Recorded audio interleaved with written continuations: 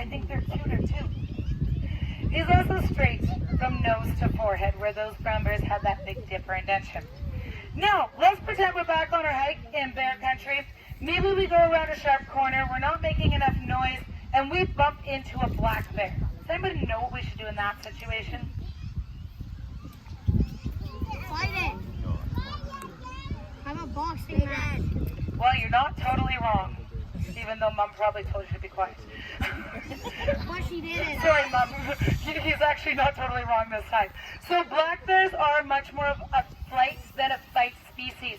So with black bears, we can get bigger, we can get louder, really get a whole bunch more obnoxious and scare the bear away.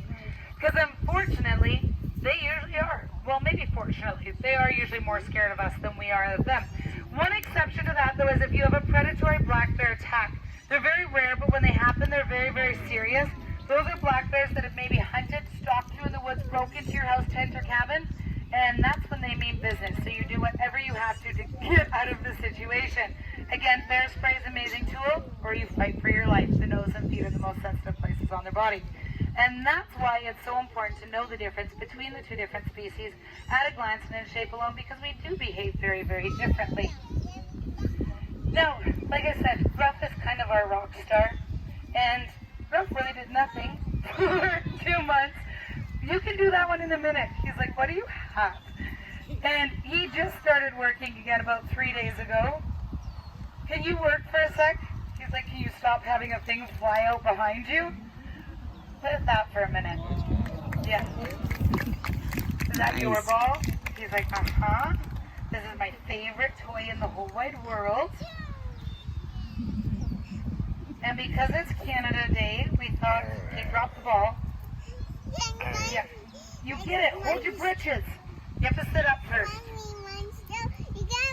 Well, you may have to drop the ball to hold the flag. Do you take that too?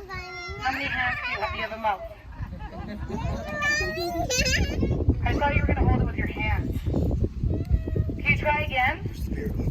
Yo-yo. I'm talking to you, Bear. He's like, it smells like a girl bear, though. Hey, Ruff. Yeah, you're working on it. He's like, it really smells good, guys. Can you hold it? Use your noodle. Yeah, like that. There you go. You did it. Can you do it one more time for me? Because you almost did it well. There. Well, okay, you can wave too. You are funny. Anybody here watch movies? Like a couple of you? The rest of you are my kind of people. All right, well, have you ever seen a bear in the movies do something kind of like this? Maybe not drop the flag, but do it. Thanks. You guys have seen them do that in the movies? Yeah. What is he not doing that the bears in the movies do? Roaring. Why didn't he roar? Because there's no predator. Because he's not scared? Because bears can't roar. Because the movie business bamboozles everybody.